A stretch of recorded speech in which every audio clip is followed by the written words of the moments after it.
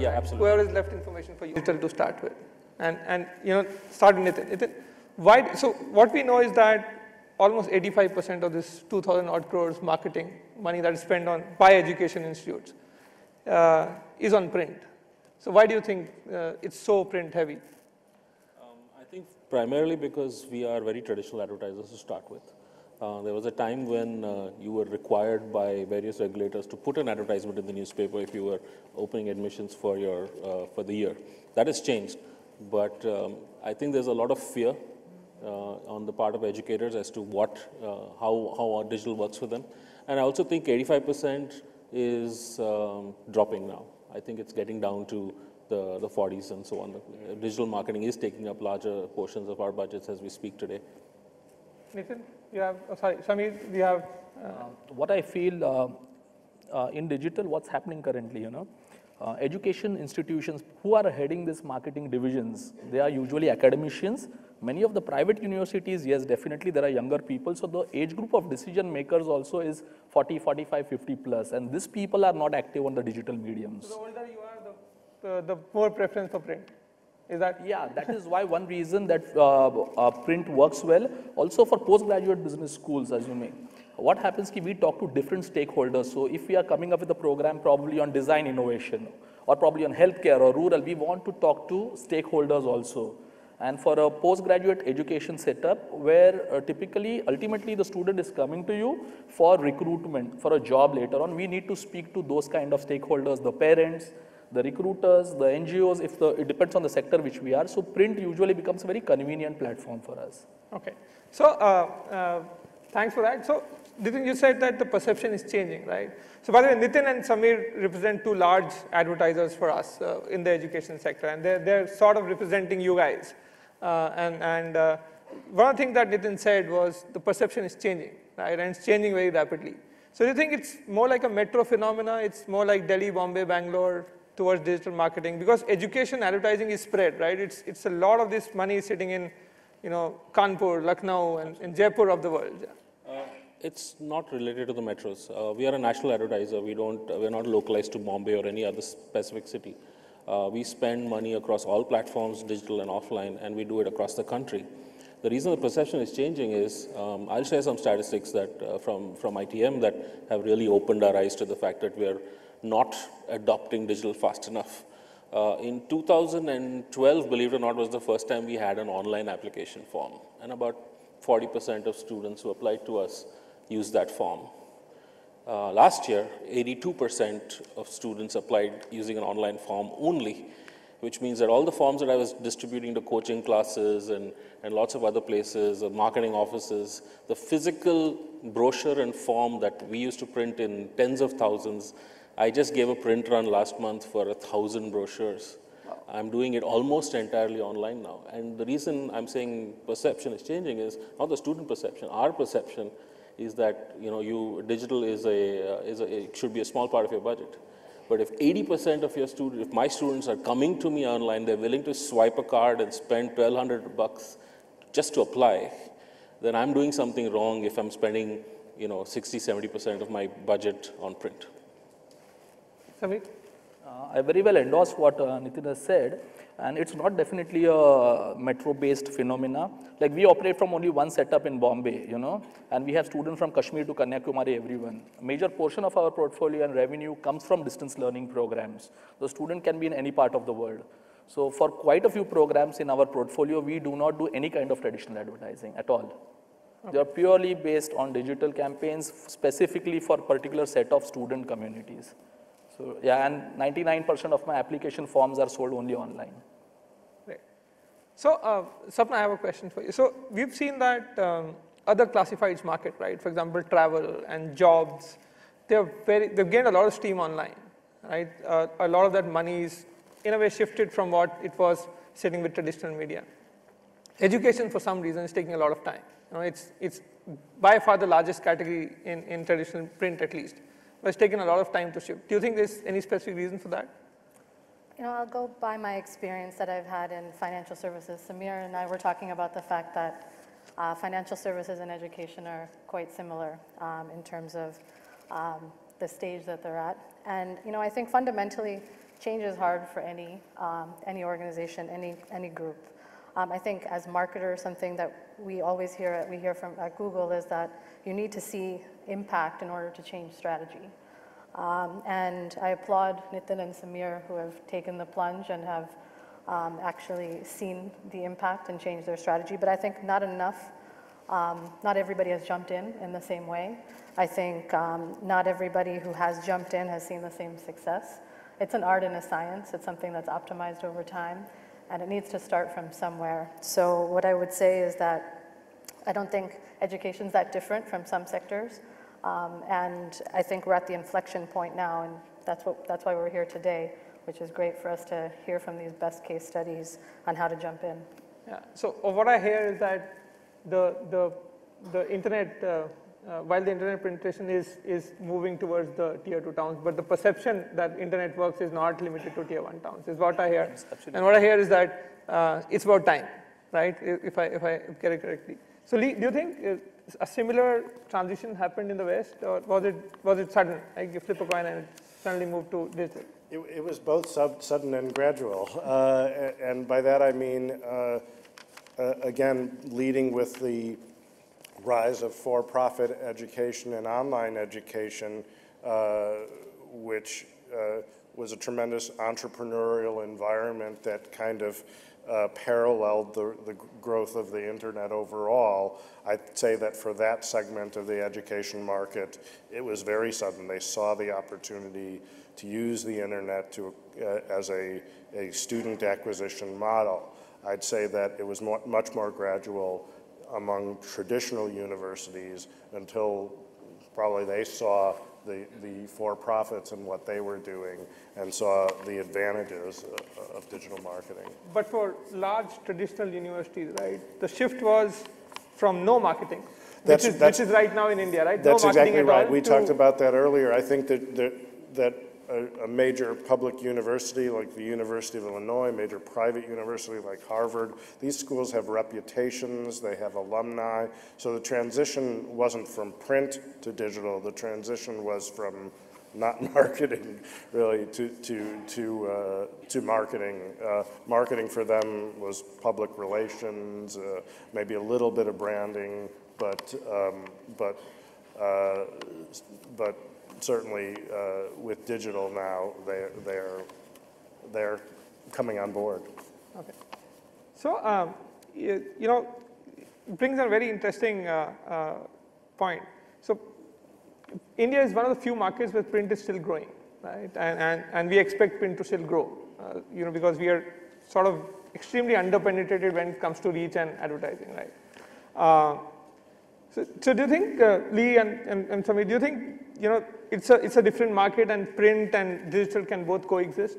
It's not too distant a possibility, right? I definitely think print and digital are going to coexist.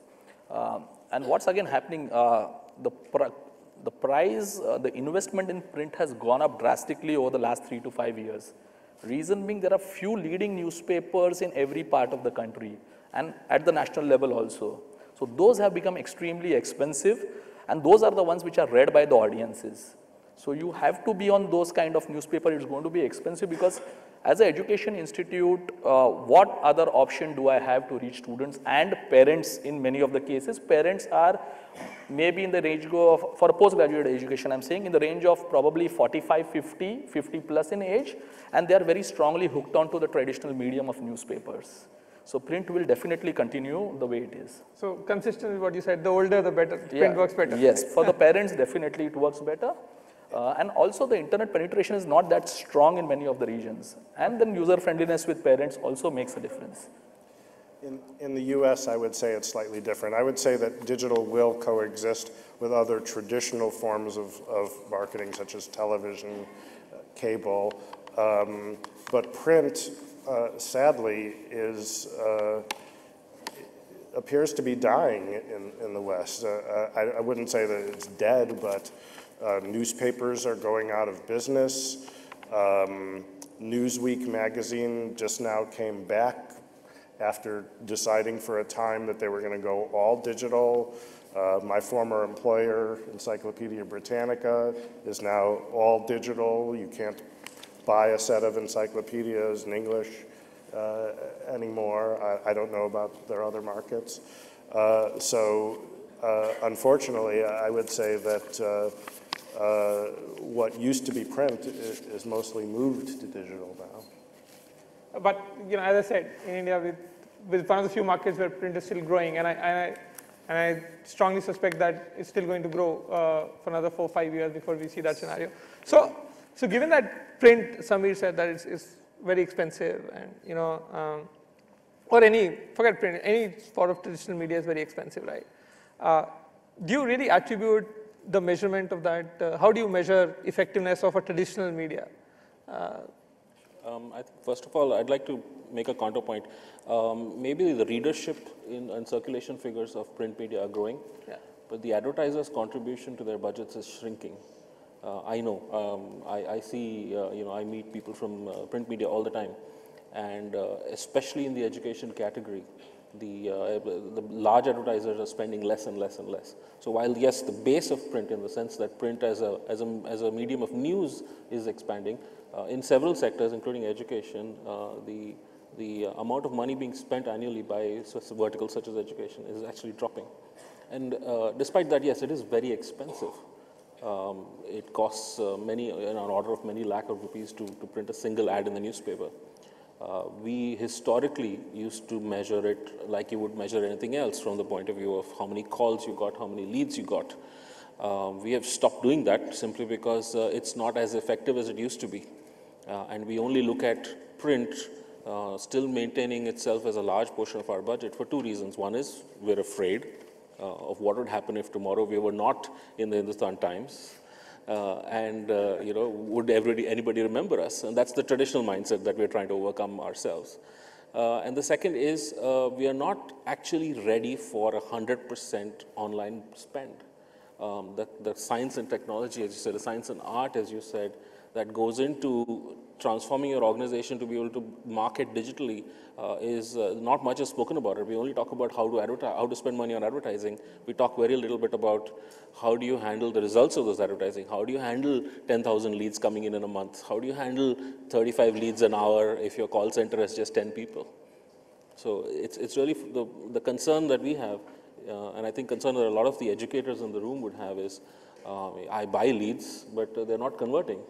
And one of the big things to look at is to look at how you're handling those conversions, and that makes all the difference in running a successful campaign versus running an also-ran campaign. So yeah, so absolutely right. So, and one of the discussions that we were having was digital marketing goes beyond marketing, right? It's a lot about how you manage data, how do you set up your call center, how do you make sure that, how effective is your counselor in terms of when he or she is trying to talk to the student. So completely, totally agree with that. So tell me, so essentially for any advertising, right, they have 2 very broad aspects. You do it for brand, which is the brand recall, which you said print is very successful, and it is, and for performance, which is I will spend X, due to which I will get Y leads or Y responses and so many admissions, right? So where do you see digital playing a part? Sapna, so where do you see digital playing its role? So my answer is going to be both. I think it depends on what part of the funnel you're thinking about in terms of what your objective is. So if you're thinking about awareness, then brand is where digital plays a role. And the kind of engagement mechanisms that were discussed earlier, you can really tell a story through brand. I think if you're thinking more about consideration and intent and getting conversions, then performance plays a role. So I think it depends on your objective for exactly what your campaign or program is trying to achieve. And so my answer would be both. Yeah, Nitin, is it performance or brand? I'm going to pin you down on this. No, What's your primary goal? Right now it's performance. Okay, performance. Because there aren't too many places on the internet, be it desktop or mobile, that an institution can brand itself. Okay. Branding experiences are pretty much restricted to our own websites, which means that we're using internet advertising, web advertising to drive traffic to those websites in the first place. So yes, branding is a very, very major part of it. As institutions, and I'll speak for myself, we haven't quite figured out how to brand ourselves online. Okay. We have a good sense of how to do it offline, but we haven't figured it out. So it's a very important component, and I'm sure it improves performance as well if you take it from both points of view. But today it's purely performance. What we spend, we look at it from a cost per lead, cost per acquisition perspective. I think in a couple of years down the line, maybe 5 years down the line, we'd have kind of gotten all our ducks in the row in the sense of how do you replicate a offline brand experience in an online format. And of course, the big question that I'm sure you're going to ask about is how do you do it in a mobile format, which none of us have figured out so far. So yeah, I agree. So Samir, primary goal, brand or performance? For us, primary goal definitely brand and only brand. We strongly believe through our orientation, great brands drive great numbers. So how do you now use this concept of a brand to probably drive leads? Because what are leads ultimately, as we discussed before? In postgraduate MBA education, what are leads? Because one, you need, there is a very strong elimination. There is a very strong rejection for premium institutions. So probably you take a CAT score or a CET score or a ZAT score. All these leads are easily available. The service providers provide it to us because students want to apply to institutions. So leads are available. What do you do with those leads is important. So what I personally feel is once the brand is created, when you give the experience, assuming we are doing an innovation and design workshop with MIT Media Lab. So now that's a brand building exercise that gives the drive to get the leads because this institution has a design innovation program. So the brand and brand and brand leads and the outcome will define the rule. It's that way. Great. I'm happy we have a split group. So Lee, what do you think, how will it sort of approach when it becomes a bit more mature? Will it be more brand-centric or more performance-centric? I'm a digital marketer at heart, and I believe in performance marketing. So I tend to fall on the side of performance marketing. That said, you know, how you follow up on your leads, as we've talked about, is it's a customer service, a student service issue. That's an extension of your brand. I would say that in digital marketing, there are a lot of people nowadays saying that things like banner advertising and certainly video is more about branding than about performance. But as somebody who has managed a marketing budget for an online division of a university, I want to know that my dollars are going in the right direction. I want to measure everything. You know, as a digital marketer, I spend as much or more time looking at spreadsheets than I do in creative. And so for me, it is mostly about performance. Okay. And you know, we saw some very great numbers today in terms of people, almost 71% students who hear about colleges go back to internet and search for it. And you know, almost 50% students finding out first time about their institutes online. So my guess is, you know, we've got a lot of inroads through this, but what I can feel from people out here is that, you know, there will be always two segments. There will be a very brand conscious segment, like Samir, actually they will use more and more channels to build the brand, whereas there'll always be digital marketers like you and me who are going to be very specific about, you know, this is the performance that we'll deliver out of this medium. Yeah, so that's great. So let me move on to something slightly more operational, because I think people have some expectations on the operation side as well. Of what I can understand, and I meet a lot of institutes like yours, is that, you know, multi-channel marketing is a reality, right? But on both fronts. One is the creative execution front as to how to bring it all together, print and digital and everything else, and also on a technology operations front, right? How to run a campaign, maintain a campaign. And also by the fact that Google and other internet players have made it very difficult. They made it very complex for you to write for yourself, right? So that makes our life better. So what is the kind of capability that you think an institute should develop over time? You know, which should be, one, the capability, and also I would want to know, would you want to build it in-house or work with third-party enablers like us? Okay. I think capabilities need to be built on two levels. One is in terms of the thought process. Like for us, what we believe, we wish to fulfill aspirations and desire of every individual student in a customized manner. So that's the meta theme on which we as an institution work. So if that being the case, that kind of a thought process, are we able to use multi-channels to deliver this kind of an experience? One. Second, we need to hire the right kind of talent. It cannot be done by interns, or it cannot purely be done by academicians. So the right kind of people who understand this medium, probably from another industries, need to be brought on board. So that kind of investment in manpower, in education, needs to be done. Second, at the most basic level, are our websites or landing pages mobile compatible? In my case, I'll tell you, out of 68 programs, maybe 45 may not be. It takes time. Third is trustees, owners also need to understand digital as a medium is not a cheap medium, but it is a very impactful medium. So it's not that it's thoda sa digital kar lete hai, Facebook page upload, it won't work that way. And of course, enablers will play a very big role, because beyond education, organizations like Google work across industry sectors, across geographies. How can we use these best practices in the education space is going to be a challenge, but how to pick up that finer inputs from verticals through y'all is again a big challenge, which again comes back, we need to invest in manpower to run this. Then of course your call centers, mobile compatible, do we create different websites for different kind of equipments? A smartphone may require a different website, and a mobile may require a different one, and a desktop may require something else. So this kind of investments are there. Enablers will play a very big role, I personally feel. But again, it is not a cheap medium. It is a time-consuming, labor-intensive medium, and it requires sustained investment over a period of time. So your vote is towards building an in-house capability, right? In-house capability, people who can very cross-functionally work with enablers. And when I mean, let me add one more thing. When I mean in-house capability, it is not only the guys who are handling the digital or the marketing brands, it also means faculty also. Because in education, if you see, what is the product is what you teach in the 2 years in the program. That is the product which we give.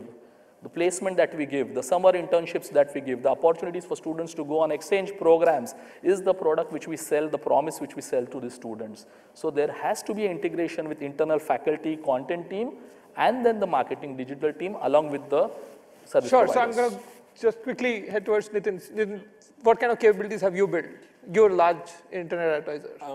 Let me answer in a slightly larger question. The question is, should you build internal capabilities at all? Should you look at enablers, middlemen, organizations such as yourselves that can provide some of that? I think the answer lies somewhere in the middle. There's a lot of capability that we can build in-house for handling what I say the basics of digital marketing. There's a lot of capability that you cannot build simply because the pace of innovation is so fast that you build a team today, they're already obsolete tomorrow. They don't know how to handle the next medium and the next medium and the next medium that comes up. Today somebody was talking about, can we do WhatsApp marketing in my organization? And no, you can't. But eventually those media will open up, and whether you have the internal teams to handle it or not, that's a big question.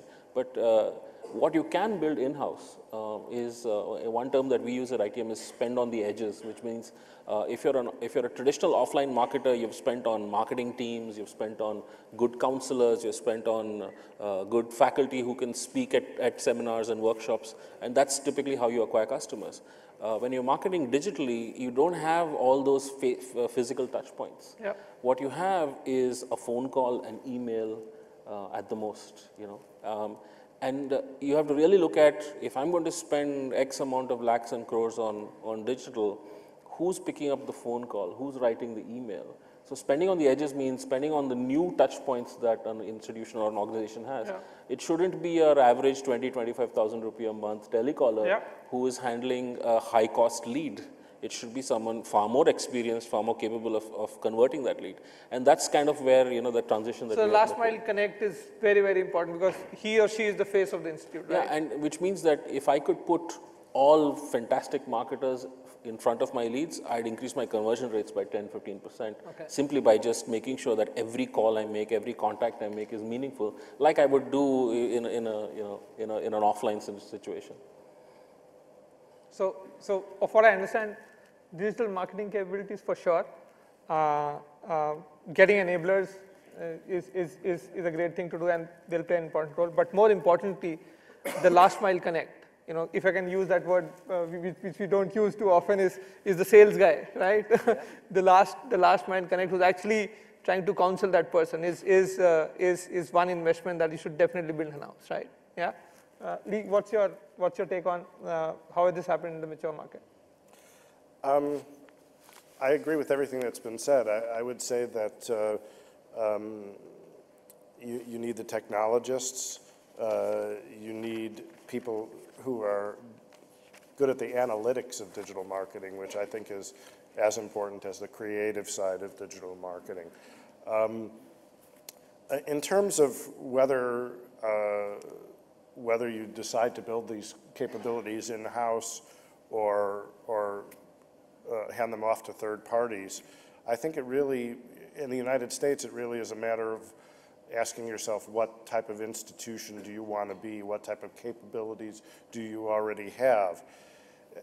At the University of Illinois, I was blessed with technologists who were, that's the technology school that basically built the internet. The first web browsers and servers came from the University of Illinois. And so when I wanted technology, it was amazing. I'd just say, here's what I need, and boom, it was done. But other universities, small colleges that don't focus on technology, they don't have those capabilities. And so that's why I see the tremendous potential of these enrollment management companies and education service companies in the United States to partner with traditional universities. In some cases, they even invest in programs to help them bring them online. Great. So basically, we are on the right path, right? So, yes. So you're agreeing, right? Mm-hmm. So let me get into some more operational details. So while deciding budgets, right? So I'm sure you have an asset allocation problem where you decide budgets between various things. For marketing budgets, how do you decide on budget for digital marketing, right? So before I get into education, I want to ask for a typical SME, right? Because education, in some sense, maybe larger sense, is an SME. For a typical SME, what is the kind of percentage allocation towards digital marketing? What we're seeing currently is anywhere between 5, 6, 7, 8%. I mean, it ranges depending on the size of the organization that you're talking about. It's still a relatively small percentage of the budget, but it's increased dramatically. I think we're seeing it doubling, tripling every year. So if you looked at the data a few years ago, it looked much different. So today, on average, if you look across all businesses, about 8 to 9%. Okay. And for you, Nitin, what's the typical mix in terms of percentages for digital marketing? Overall percentages, this year we'd average about 40% of 40%. Our spend being digital. Yeah. That's also because our print spends have shrunk, not just that the digital spends have increased. Yeah, that's about 40%. Yeah. What about? Again, we come to the core. What do we want to drive to the consumer in a particular program? Consumer in terms of probably a recruiter. So I need to do a focus campaign only on a recruiter, then there is no benchmark for a budget. It's the time of the year when students are looking for placement. There are newer companies which can be probably attacked only through the digital medium. You need to invest. But yeah, we have not drastically reduced on our print budgets. In fact, for the same money, we are getting lesser and lesser inventory because as a brand, we believe we should be on page 1 or page 3 of the leading newspaper. Prices have gone up. So that budget we haven't reduced, but yes, we have drastically increased the investment in digital properties. Okay, so you've grown the pie. Yes, we have grown the pie. Which is the discussion that you are having, yes, right? You will have to grow the pie. Yes. Coexistence of two large. Some programs may not have anything on paper. It's only digital in terms of experience sharing on content. So that's a totally different budget allocation as a bucket we have created. Okay. For digital, and it is very significant, I must say. So, any scientific way of deciding budgets for? I can tell you that, particularly based on the model perfected by the for-profits, they base it, as I mentioned in my presentation, on a cost per student acquisition. They may set aside a certain amount of dollars for brand advertising, for some television, but they really do look at it very scientifically as a cost per acquisition. Okay, so we have a flash that says time up. Just one quick line, okay? And I think this is very important for everybody. So when I meet a lot of institutes, they say calling students back is a taboo. It's not a great thing to do, right?